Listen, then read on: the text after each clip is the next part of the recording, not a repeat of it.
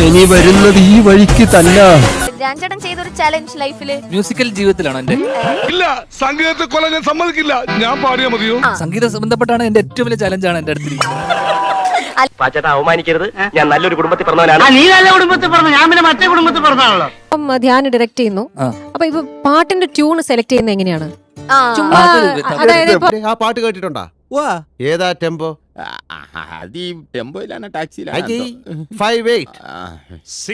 മാറ്റ്. ചേട്ടൻ അല്ല ഷാൻ ചേട്ടൻ ഇങ്ങനെ ഒരു 10 ട്യൂൺ എടുത്തോ എന്ന് പറഞ്ഞ് തരാണോ, അതോ ധ്യാൻ ഇല്ല ഇത് ശരിയല്ല ഇത് വേണം അങ്ങനെ വേണം, അതോ എനിക്ക് എന്റേതായിട്ടുള്ള ഡിസ്കഷൻ ഇല്ല? ഉണ്ട്. അതൊക്കെ ഞാൻ ഇളയരാജ സാറിന്റെ പഴയ പാട്ടുകളിൽ നിന്ന് അടിച്ചു മാറ്റിയതാണ് സാറന്മാര്. ലവ് ആക്ഷൻ ഡ്രാമയിൽ എങ്ങനെയായിരുന്നു? അയ്യോ ഓർമ്മിപ്പിക്കല്ലേ പൊന്നെ. അതൊന്നും സാരമില്ല, ഇവന് ഇതൊക്കെ പറയുവാ. ശരത് സാർ എങ്ങനെയാ പാട്ടായി ഇപ്പത്തെ നമ്മളൊന്ന് കേട്ട് നോക്കൂ, അഭിപ്രായം പറയൂ. അങ്ങനെയല്ലേ നമ്മൾ അയച്ചതിന് ശേഷം? കറക്റ്റാണ്, കറക്റ്റാണല്ലേ? കറക്റ്റാ, പക്ഷെ ഞാൻ പുറത്തുണ്ടാവും. ഷാനിക്ക് എന്താന്ന് വെച്ച് കഴിഞ്ഞാൽ ഈ പാട്ട് അയച്ചതിന് ശേഷം ഷാനിക്ക് താഴെ അയക്കും. ഗംഭീരല്ലേ, ഷാനിക്ക് തന്നെ അയക്കും. അവൻ പാടിയത് കേട്ടില്ലേ? എന്താ ശബ്ദത്തിന്റെ ഒരു മാധുര്യം അല്ലേ? ധ്യാൻചേട്ടൻ എന്തെങ്കിലും പറയുമല്ലോ. പക്ഷെ എനിക്ക് ലോകത്ത് വേറെ ആരോടൊന്നും പറയാം, ഷാനിക്കിനോട് എനിക്ക് പറയാൻ പറ്റില്ല. എന്നെ പൊക്കി പറഞ്ഞ് സോപ്പിടാനുള്ള പരിപാടിയാണ്. കാരണം എന്റെ ജ്യേഷ്ഠനേക്കാളും മുത്തതാണ്. ഞാൻ ഓടിക്കളിച്ച് നടക്കുമ്പോ കണ്ട മനുഷ്യനാണ്.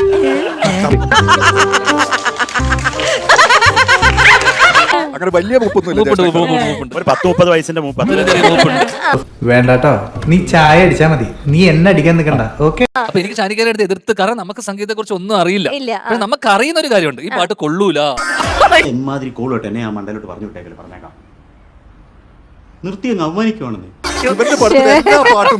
അതെ, ഞാൻ പറഞ്ഞ് ഏറ്റവും 10ാമത്തെ 15ാമത്തെ ട്യൂണാണ് നന്നാവുന്നത്. പാടാൻ പോകുന്ന തനിക്കുമില്ല കുറെ പഴക്കം. പാടാൻ പോണ പാട്ടും പഴയതല്ലേ, തന്നെ കൊണ്ടത് പാടിച്ചിട്ടേ വിടൂ. നമ്മൾ ഷാനിക്കയുടെ നല്ലതിന് വേണ്ടിയല്ലേ പറയുള്ളൂ, അറിയാലോ. നന്നായ ഒരാളാണ്. വിഷമിക്കാതിരിക്കും, ഇതിലും വലുത് ഏതാണ്ട് വരായിരുന്നു. ഇങ്ങനെ തീർന്നെന്ന് കരുതിയാ മതി.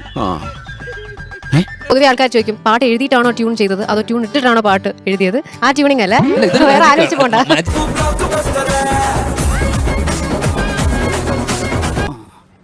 ബ്ലോക്ക് പോയല്ലോ നീ വന്ന് എൻ ലൈഫിൻ ബ്ലോക്ക് പോയല്ലോ.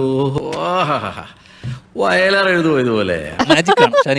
അപ്പൊ അതുകൊണ്ട് ഷാനിക്കൊക്കെ പോലും അറിഞ്ഞൂടാ അത് എങ്ങനെ സംഭവിക്കുന്നത്. മാജിക്. എന്നെ കൊല്ലാതിരിക്കാൻ പറ്റുമോ?